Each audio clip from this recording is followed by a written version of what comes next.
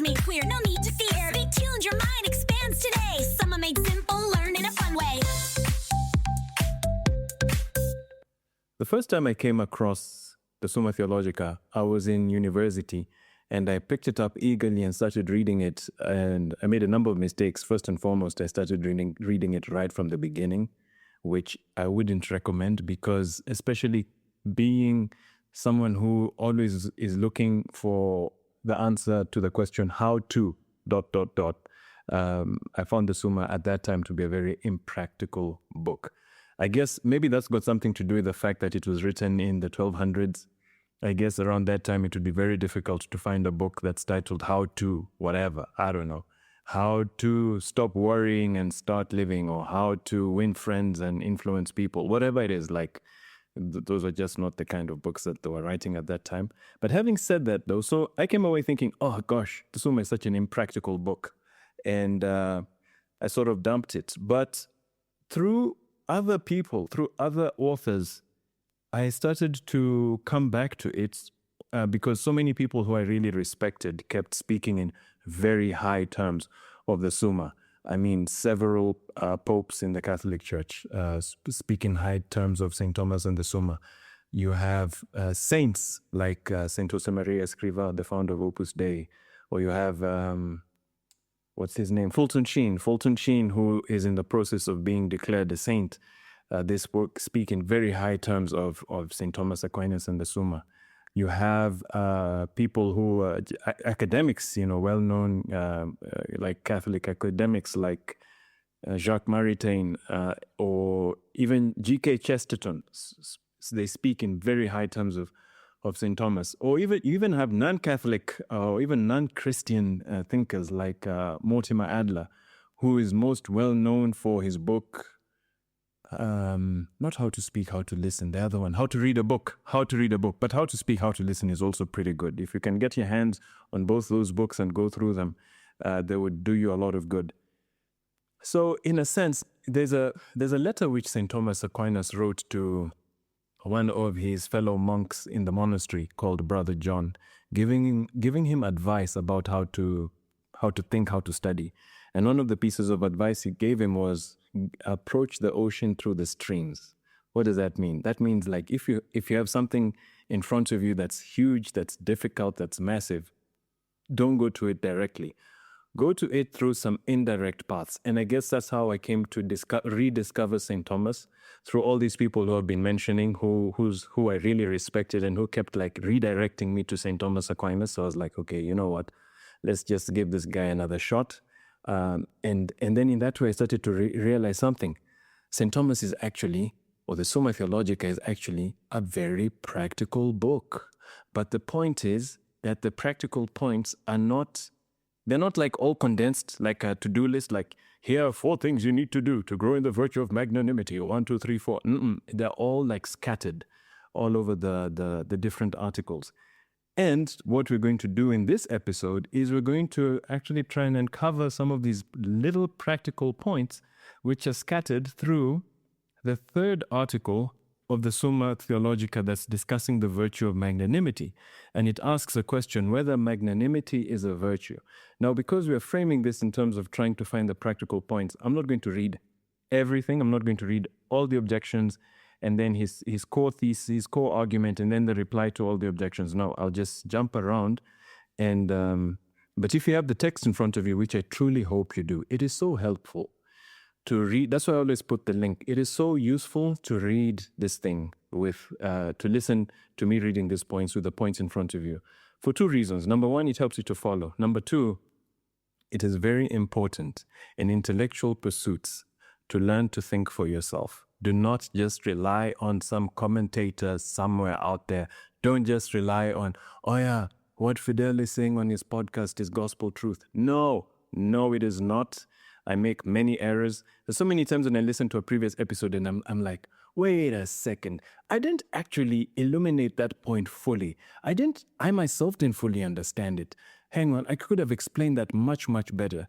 Or even later I realized, oh gosh, maybe I made a mistake when I explained that point. So anyway, point is, like in intellectual pursuits, it's a very good idea to always make the effort to think for yourself. and don't just accept whatever someone is telling you. Like, run it through the filter of your own thought, which is why it is a good idea to listen to what I am saying with the text of the Summa in front of you. Hence, I always put a link to what it is we're reading. Without further ado, the third article about magnanimity asks the question whether magnanimity is a virtue. Now, interspersed within the objections and the replies to the objections, we find a lot of practical points about how to practice magnanimity, which are applicable to the normal guy out there on the street. So I will skip the first two objections, which arguing that magnanimity is not a virtue, and I'll go to the third one. Objection 3, further. Virtue is a good quality of the mind, as stated above, but magnanimity implies certain dispositions of the body. For the philosopher Aristotle says in Ethics, Book 4, Chapter 3, of a magnanimous man that his gait is slow, his voice deep, and his utterance calm. Therefore, magnanimity is not a virtue. Objection 4, further. No virtue is opposed to another virtue, but magnanimity is opposed to humility, since the magnanimous deems himself worthy of great things and despises others, according to Ethics 4, Book Chapter 3. So whenever he says Ethics 4, he's referring to a book written by Aristotle called Nicomachean Ethics. That's what he means, Ethics Book 4, Chapter 3. Therefore, magnanimity is not a virtue. All right. Now, what on earth were the practical points in that? They're hidden. And what St. Thomas does when he rebuts his arguments is he starts to illuminate those practical points. Let's go through them one by one. Reply to objection 3. Remember, objection 3 was that the philosopher says a magnanimous man, that his gait is slow, his voice is deep, his utterance is calm, and those are external things. So, but virtue is a good quality of the mind. So, I mean, because magnanimity is shown in external things, it's not a virtue, because virtue is a quality of the mind. What's St. Thomas's response to this? Reply to objection 3. The movements of the body are differentiated according to the different apprehensions and emotions of the soul, according to the different movements of the soul. So basically, how your soul acts is shown through, will come across in how your body, in physical actions. And so it happens that to magnanimity, there accrue certain fixed accidents by way of bodily movements. For quickness of movement results from a man being intent on many things which he is in a hurry to accomplish, whereas the magnanimous is intent only on great things. These are few and require great attention, wherefore they call for slow movement. Likewise, shrill and rapid speaking is chiefly competent to those who are quick to quarrel about anything, and this becomes not the magnanimous, who are busy only about great things. And just as these dispositions of bodily movement are competent to the magnanimous man according to the mode of his emotions, so too, in those who are naturally disposed to magnanimity, these conditions are found naturally. Let's go through that again and see if we can find those gems. So the main thing is saying that all these outward actions, which Aristotle says belong to the magnanimous person, are reflections of his inner state. So he's explaining the inner state of a magnanimous person and how it reflects in his outward behavior, in his or her outward behavior. Let's go through them again. For quickness of movement results from a man being intent on many things, which he is in a hurry to accomplish, whereas the magnanimous is intent only on great things. These are few and require great attention, wherefore they call for slow movement. I was once listening to Fulton Sheen in one of his fantastic talks, where he said that the number one rule of productivity is do less. If you want to be productive, do less. That just flies in the face of all the productivity gurus and coaches and whatnot, and, having your Eisenhower matrices and whatnot, and important, urgent, not important, all that stuff, and getting things done and contexts, and wow, it just flies in the face of all of that. In fact, very few people have I come across who who actually advocate this thing of go through your day, think about your responsibilities, identify the single most important thing, and get that done. Now, one could argue, or St. Thomas is arguing, that that is one of the ways in which to grow towards developing this virtue of magnanimity. It's not fully magnanimity yet, but it kind of like you're disposing your mind towards seeking great honors in a reasonable way. First of all, if you just learn to focus on the priority, not the priorities, but the priority, the single most important thing that you should be doing. And once you're doing the single most important thing, you're not going to be running around like a headless chicken trying to multitask and get 1,000 things done all and cram them all into one day. You won't run around wearing a busy badge, as we live in a culture that, people just like speaking about how busy they are.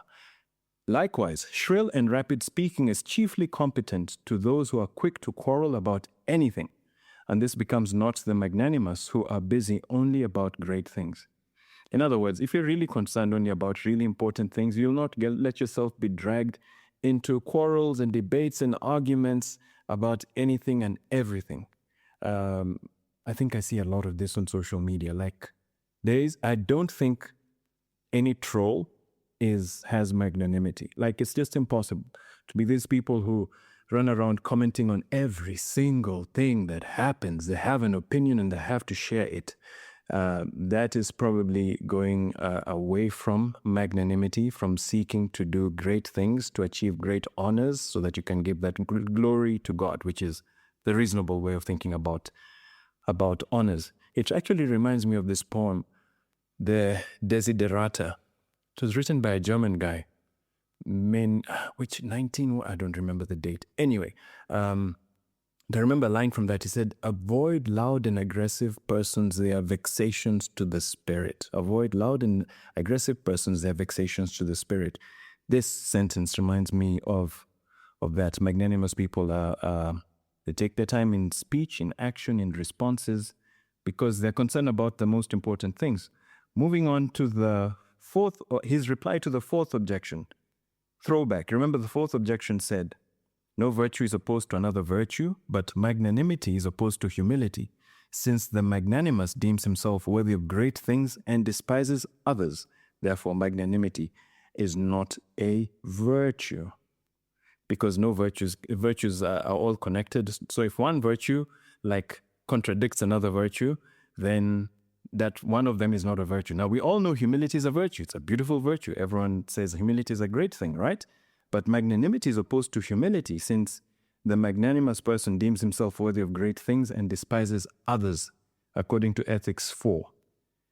What is his response to that objection?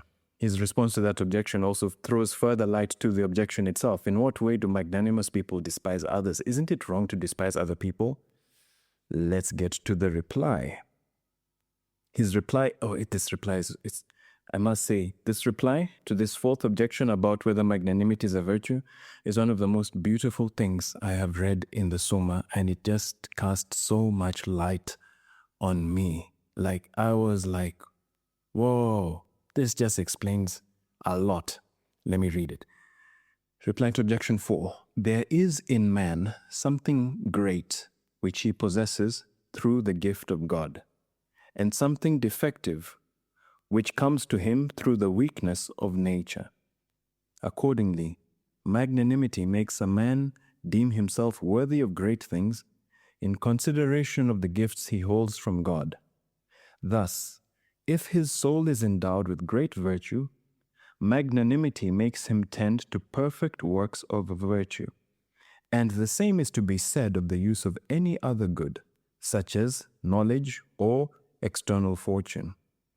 On the other hand, humility makes a man think little of himself in consideration of his own deficiency, and magnanimity makes him despise others insofar as they fall away from God's gifts, since he does not think so much of others as to do anything wrong for their sake.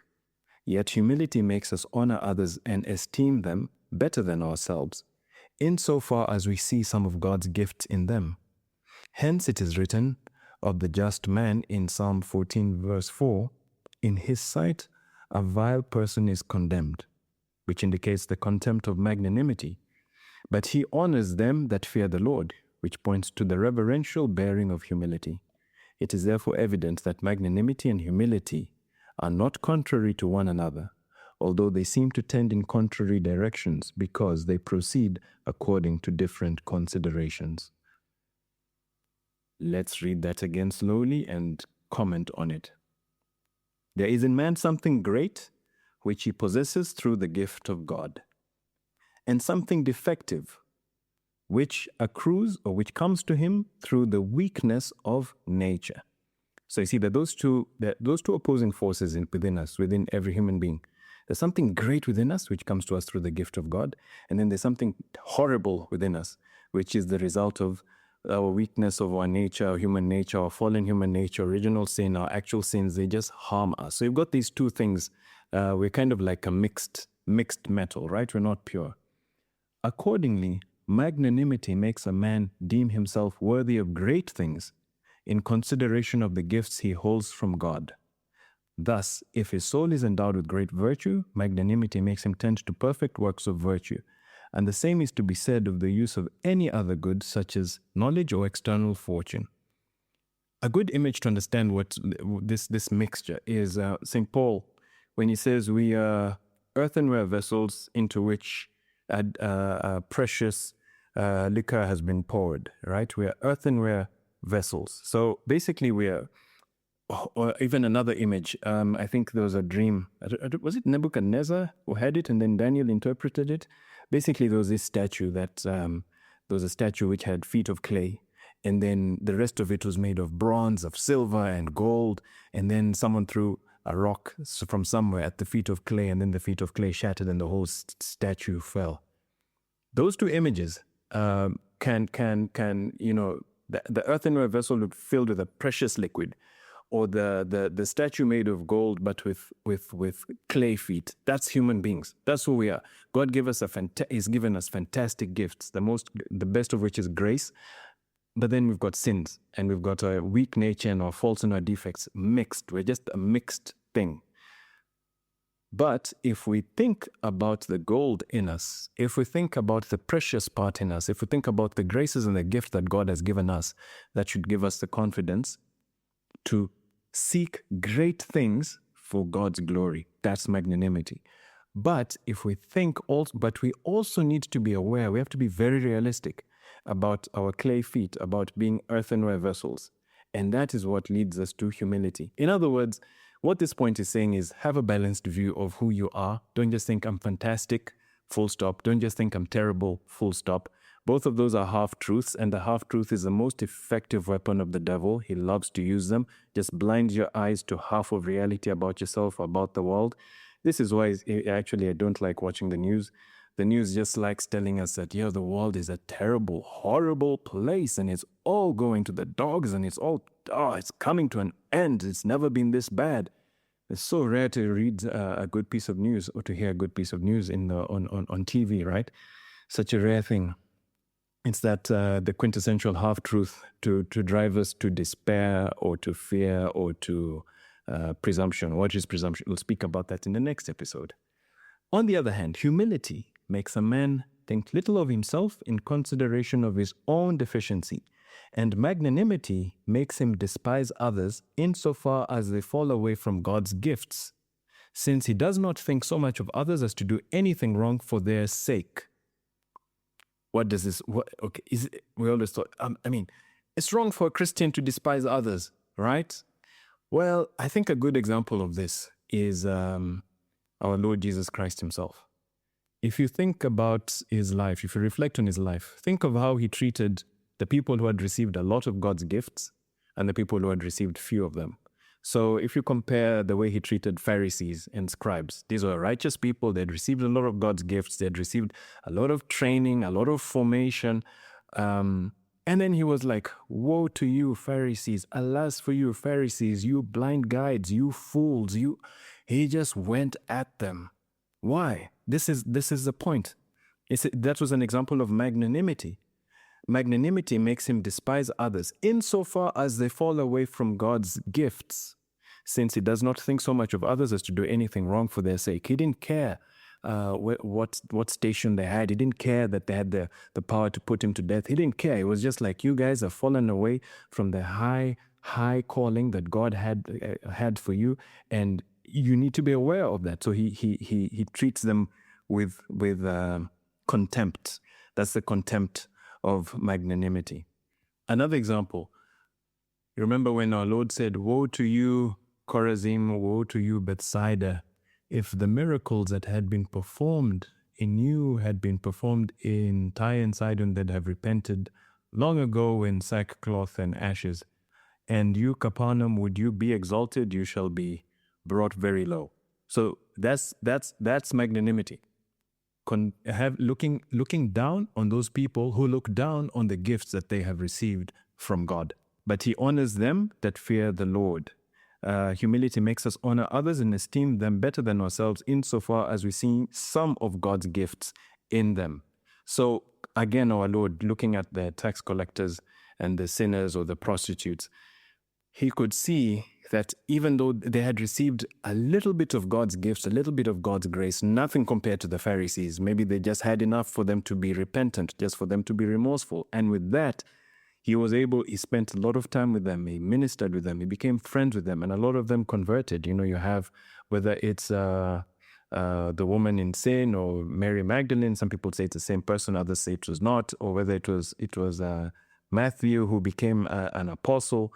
So you can just see night and day, the way he treated the Pharisees and the way he treated tax collectors and sinners. That's got something that shows that number one, it helps us understand what magnanimity is, and number two, it helps us put it into practice. More practical points about how magnanimity shows up or looks like in activities, in our day-to-day activities. These are contained within the fifth objection of this article.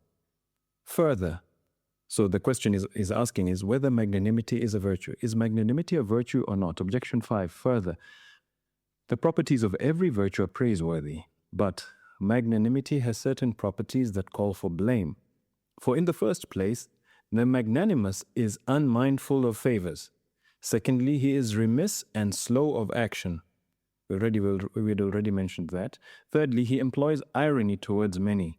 We'll explain what that means. Fourthly, he is unable to associate with others. Fifthly, because he holds to the barren things rather than to those that are fruitful. Therefore, magnanimity is not a virtue. As often happens, when one reads a point or an objection in the Summa which doesn't make sense, as things which don't make sense, they will be clarified in the response to the objection. So what's the response to this objection, which contains some pointers about the practice of magnanimity? Reply to objection 5. These properties, insofar as they belong to a magnanimous man, call not for blame, but for very great praise. For in the first place, when it is said that the magnanimous is not mindful of those from whom he has received favors, this points to the fact that he takes no pleasure in accepting favors from others unless he repay them with yet greater favor.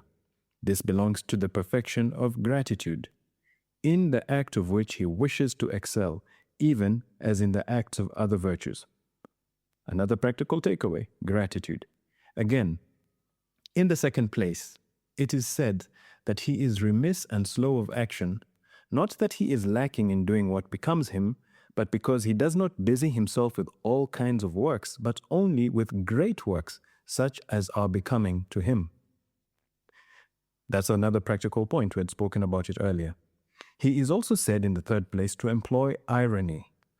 And this is an explanation of what he means by irony. He's also said in the third place to employ irony, not as opposed to truth, and so as either to say of himself vile things that are not true, or deny of himself great things that are true, but because he does not disclose all his greatness, especially to the large number of those who are beneath him.